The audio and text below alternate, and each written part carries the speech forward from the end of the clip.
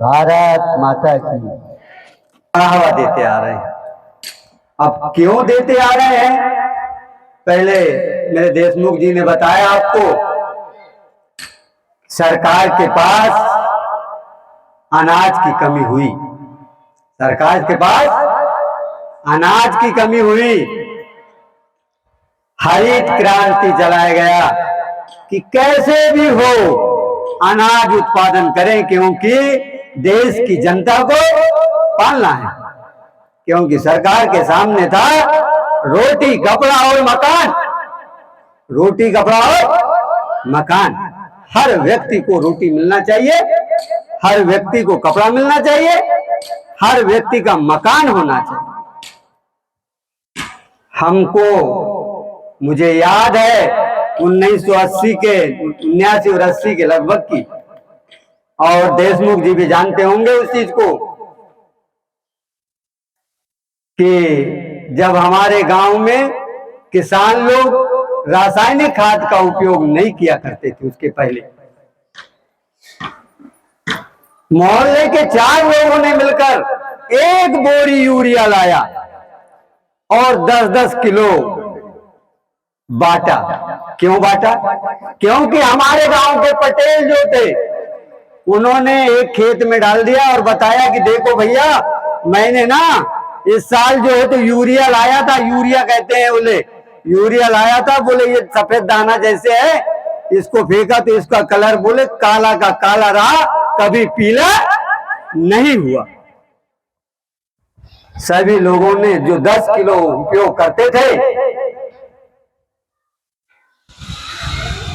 अब देखे पटेल साहब के इसमें प्रदर्शन में गए, क्योंकि पहले वैज्ञानिक लोग, खेती करने वाले कृषि के विभाग के लोग आए, किसानों को इकट्ठा किए और बताना चालू कर दिए कि भैया ये हमने अमुक कंपनी का जो खाद है जिसको यूरिया कहते हैं, यूरिया का नाम कोई जानता नहीं था, यूरिया डाला, बोले इसका कलर ये है, और इस पिछले साल जो मैंने अन्न उत्पादन किया तो इसमें बोले 5 कुंटल की बढ़ोतरी हुई। तो किसान उससे प्रभावित हुआ और उन्हें के ज्यादा नहीं, थोड़ा थोड़ा डाल के कहना चाहिए, यहां तक कि बाजारों में 1-1 किलो की पोतलियां फ्री में दिया करते थे। आपको याद होगा जब लोगों को बीड़ी की आदत नहीं थी तो बाजारों में बड़े बड़े बीड़ी के स्टॉल लगाए जाते थे और लोगों को 2-2 बीड़ी के पैकेट दिया जाते थे, भैया देखो पीके देखो, पीके देखो। आज आदत पड़ गई तो कोई दे रहा है फ्री में बीड़ी? क्या नहीं दे रहा है। वैसे यूरिया को भी दिया जाता था कि भैया कुछ नहीं, 1 पैकेट वाली उपयोग करके देख। किया हमने, हमारे सामने उदाहरण दिया करते थे कि पंजाब बोले ऐसा राज्य है जिसमें 35 कुंटल अनाज उत्पादन किया जाता है। ये उदाहरण दिया जाता था, समझाया जाता था। हमने भी अपनी आदत को धीरे धीरे ऐसे बढ़ाया,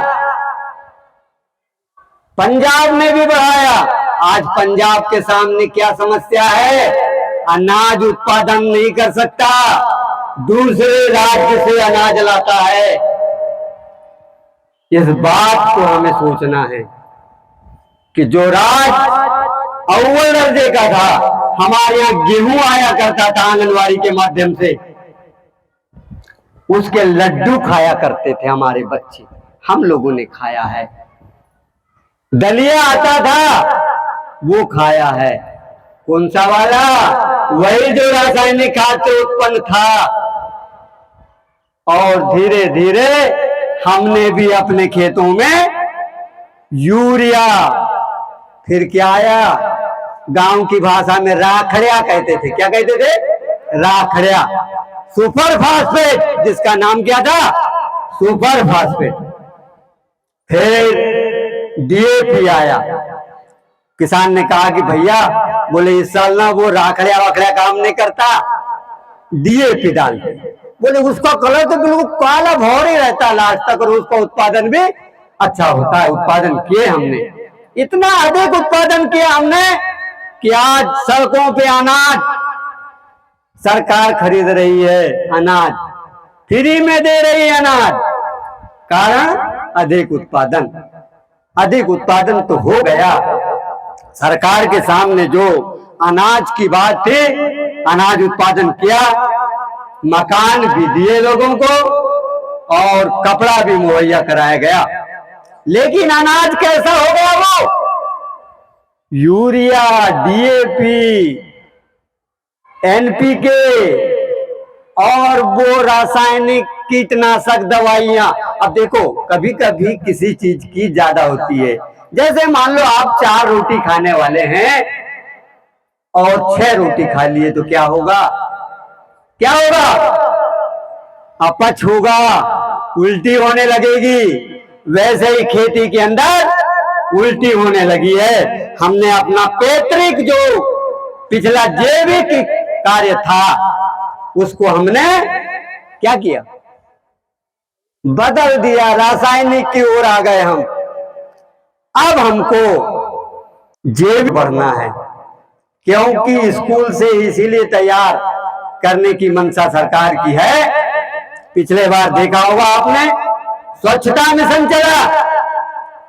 स्वच्छता मिशन में सबसे पहले स्कूलों को टारगेट किया गया कि स्कूल में बच्चियों का शौचालय अलग हो, बच्चों का शौचालय अलग हो, बच्चे यहीं से सीखें और फिर अपने घर में माँ बाप को बताए कि पिताजी ये जो बाहर जाते हैं ना हम, ये अच्छा नहीं लगता।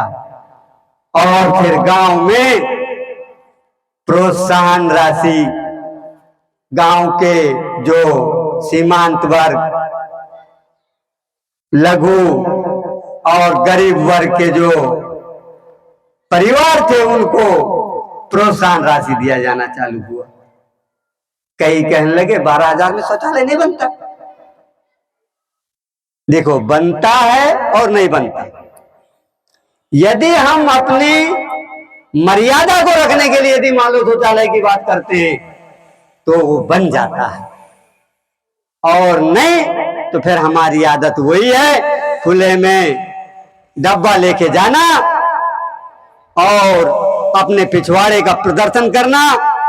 देखिए, भला ही आपको लग रहा होगा हमारे शब्दों से क्या है, हमने स्वच्छता मिशन पे भी काम किया है, देखा है लोगों को, और आज देख रहे हैं हम। आपके गांव के रोडों से जाएं तो इतनी अच्छी स्वच्छता है, लगभग में 90% तो हो ही गई।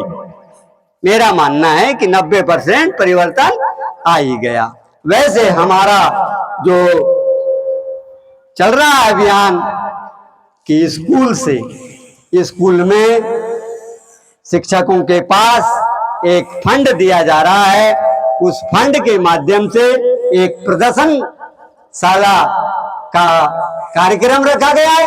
उस कार्यक्रम के माध्यम से बच्चे सीखें, और जो रासायनिक को बढ़ावा देते आ रहे हैं, पिछली अपनी जैविक खेती को पुनः लाने के लिए हम स्कूल से प्रारंभ कर रहे हैं। और जैसे जैविक खेती क्या है, ये तो आप भलीभांति समझ गए कि पुराने समय में जैविक खेती होती थी। लोगों के पास 50-50 पटेल साहब, इनके पास में मान लो 200 गायें रहती थी, 50 भैंसियां रहती थी। आज अभी देखें तो गिनती के होंगे। उसी ओर हमको धीरे धीरे बढ़ाना है। देखिए, पशु बगैर खेती संभव नहीं है, क्योंकि हमने सबसे पहले आपको बताया कि अपने लड़के को हम नालायक कहते हैं। जो हमारे पास में गोबर है, जिसको हमने बेकार समझ लिया, उसको हाथ भी नहीं पकड़ना सक रहे हैं, है ना। क्योंकि नई बहू बेटियां आती हैं तो पहले ही कहती हैं कि भाई मोरी बेटी ने तो गोबर तक नहीं फेंकी, हाँ हमारे बात तो धूरों नहीं देखी। देखिए, बात यथार्थ और सच्चाई की बात कर रहे हैं हम। भाई नहीं देखा, हमको परिवेश में बदलना है। जैसे हम पहले खुले में सोच के ले जाते थे, हमें सही तक थी क्या, शर्म थी क्या, नहीं थी। आज हम यदि खुले में बैठते हैं तो हमें सबसे बड़ी तो शर्म महसूस होती है कि हम खुले में बैठे हैं, हमें नहीं बैठना चाहिए। हम यदि बैठते हैं तो दूसरा व्यक्ति हमारी बात को नहीं माने, नहीं सुनेगा। हमको दूसरों को समझाने के लिए सबसे पहले हमें सीखना पड़ेगा, क्योंकि इस ओर आगे बढ़ाने के लिए आपको बढ़ना है। कैसे बढ़ना है? जैसे आपको मालूम होगा सीता जी का हरण हो गया, आप पता लगाने की बात आई, कौन लगाएगा कौन लगाएगा? कोई कहने लगा मैं जाऊंगा तो आ नहीं सकता, कोई कहने लगा बोले आधे दूर तक जाऊंगा। लेकिन वहां पे जामवंत की भूमिका थी। एक चौपाई है, कयाई रीच पति सुना हनुमाना, का चुप साज रहो बलवाना, पवन तनय बल पवन समाना, बुद्धि विवेक विज्ञान निधाना। ऐसी ओजस्वी वाणी से जामवंत जी ने उकसाया कि जाओ पता लगाओ वहां पे हैं। वैसे हम आपको एक जामवंत की तरह उकसाने आए हैं कि आपको जैविक खेती करना है। अब जैविक खेती कैसे करना है? हनुमान जी को नहीं बताया गया था कि बीच में राक्षसी मिलेगी, ये नहीं बताया गया था कि दरवाजे पे वो मिलेगा, बोले विभीषण से मुलाकात होगी, ये बताया गया था क्या? नहीं बताया गया था। वैसे आपको हमसे जामवंत की तरह एक जैविक खेती करने की बात पूरे गांव को, जैसे आपका गांव झितर्रा है, झितर्रा, झितर्रा का अर्थ मालूम है क्या है बताइए? बिना झिझक के तर्राटे से अपना काम करने वाला ऐसा गांव है झितर्रा। ये मेरे अपने शब्दों के आधार पे अनुवाद करने की बात मैंने किया है, ये शायद इसमें त्रुटि हो सकती है। और आपको जो है, जैसे आप ये करना है कि हमारे गांव को पंजाब जैसे बनाना है, क्या सिक्किम जैसे बनाना है। पंजाब में आज खेती नहीं कर सकते, वहां कैंसर ट्रेन चल रही है, सारे लोग रासायनिक खाद का उपयोग करने वाले, अधिक मात्रा में उपयोग करने वाले कैंसर से पीड़ित हो रहे हैं। और सिक्किम जैसा राज्य कहना चाहिए जहां पे एक भी रासायनिक खाद नहीं उपयोग किया जा रहा है, जैविक खाद का उपयोग किया जा रहा है। जैसे बॉर्डर है ना, यहाँ पे कौन आएगा? ओनली विद्यार्थी आएगा या किसी उसका पालक आएगा, उसके अलावा कोई आएगा क्या? नहीं आएगा। वैसे ही गेट लगा हुआ है कि इस गांव के अंदर, इस राज्य के अंदर ओनली जैविक खेती खाद का भी उपयोग करने वाले आएंगे, रासायनिक खाद दर्ज नहीं होगा, उपयोग नहीं होगा, और कोई भी वाहन नहीं आएंगे। ये आने की वहां की भूमिका है। तो हमें ये तय करना है कि हमारे गांव को, राज्य तो अलग हो गया, हमारे गांव को, झितर्रा को बेझिझक के तर्राटे के साथ जैविक खेती करने के लिए हम अपने आप को कर्मठ बनाने का काम करेंगे। फिर इसके लिए हमने आपको एक बात और याद दिला दें, जैसे हमारे green vermi producer company limited, ये लिमिटेड कहीं का नहीं है, आपके गांव, आपके किनारे जनपद का गांव है लोहारा, और वहीं के किसान हैं। ऐसा एपीओ तैयार किया गया है, फार्मर प्रोड्यूसर ऑर्गेनाइजेशन, जिसका हिंदी में होता है कृषक उत्पादक संगठन। ऐसा संगठन जिसमें किसानों के द्वारा जैविक खाद से उत्पन्न अनाज को खरीदकर किसानों को उचित मूल्य और कम लागत में ज्यादा उत्पादन करने का एक मुहैया कराएंगे। ये हमारा संकल्प है। हम ना रुकेंगे ना थकेंगे, आगे बढ़ते रहेंगे, ये हमारा नारा है। तो याद रखिए बच्चों, आप अपने और मेरे किसान बंधुओं और हमारे देशमुख जी, शायद हमारे पास और बच्चों के लिए शायद इधर पास में कोई मंडई कहते हैं मोहबर्रा में, तो मंडई भी इंतजार कर रही होगी, क्योंकि 12 बजे से दुकान लग चुकी, हम देख के आ गए हैं। अब वहां पे आपको क्या खाना है, जैविक में क्या मिलेगा, ये तय करना है। जैसे सर ने बताया कि सिंगाड़े भी कहना चाहिए, ऐसे कीटनाशक दवाइयों का उपयोग किया जा रहा है जिसमें जहर मिल रहा है। हमें अपने घर की जो मिठाइयां हैं, सब्जी भाजी है, उसका उपयोग करना है। अब देखिए घरों में भी आपको लग रहा है यहाँ पे जब